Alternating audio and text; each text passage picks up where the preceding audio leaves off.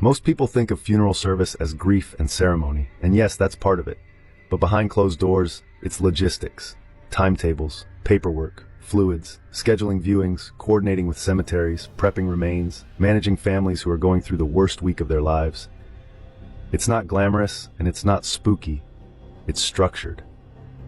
But every so often, something happens that steps outside the structure. This one happened on a Tuesday evening, early March, a few years back.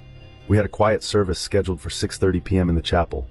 Closed casket, no flowers, just the immediate family, a widow, her adult son, and a cousin who stayed for less than 5 minutes.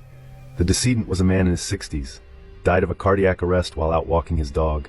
No autopsy, no embalming. The family opted for a direct cremation, but asked for one last private goodbye in the chapel beforehand.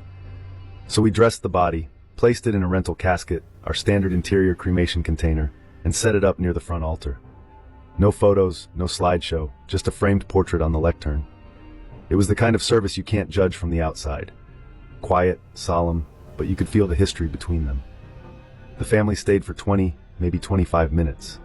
The widow cried gently, the son sat stiff and unreadable. No outbursts, no drama. When they left, she touched my arm and whispered, "Thank you for making it feel like a goodbye." Once they were gone, I stayed back to begin cleanup, resetting chairs, removing the register book, locking the casket lid. It was just me in the building. My assistant had clocked out at 5, and the security staff doesn't patrol the interior unless called. It was around 7:15 when I finished wiping down the lectern and turned off the chapel lights. I walked out into the hallway toward my office. That's when I saw the reflection. It was in the tall rectangular mirror glass mounted on the wall just past the chapel doors. Not decorative, just one of those old-fashioned architectural pieces that came with the building when we took it over. I walk past it every single day and never think twice. But that night, something caught my eye mid-step. I stopped cold. Inside the mirror, not beside me, not behind me, inside the reflected image of the chapel, there was a man standing, tall, still, hands folded in front of him, wearing a three-piece suit, not modern, classic cut, pinstriped, navy or charcoal with a watch chain visible, crisp white shirt, simple black tie, shoes polished, hair neatly combed, part on the left. He wasn't looking at me, he was looking forward toward the casket, which was still sitting at the altar in the reflection. Calm, poised, grieving. My breath caught, but not out of fear. It was the kind of pause you feel when something doesn't line up, like the reflection is working on a different logic than the room it's reflecting.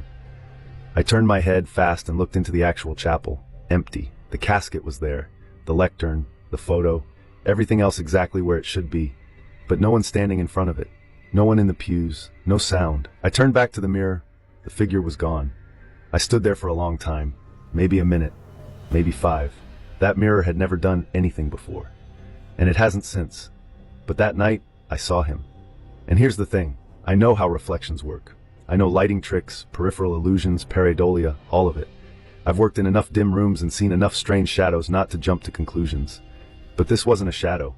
This wasn't movement at the edge of my vision. This was a man, standing where no man stood, wearing clothes no one in the building was wearing, and belonging there. That's what chilled me. Not that he was out of place, but that he looked like he belonged. I didn't report it. What would I say? The next morning, the widow came back to pick up the cremation certificate and a few personal items. We sat in the arrangement room, just her and me. Calm. Professional. Before leaving, she asked me something I wasn't expecting. "Was there anyone else at the chapel last night?" she said, fidgeting with her gloves.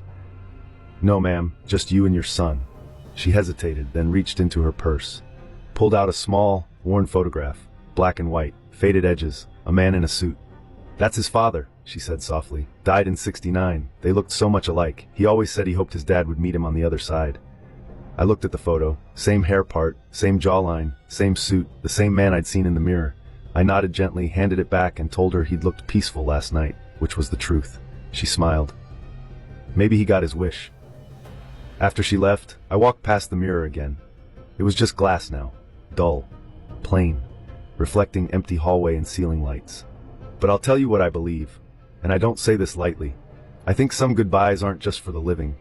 Sometimes someone comes back just long enough to make sure the last words are heard, to stand where they couldn't the first time. We don't cover our mirrors here, but I understand now why some cultures do. Because every once in a while, something looks back,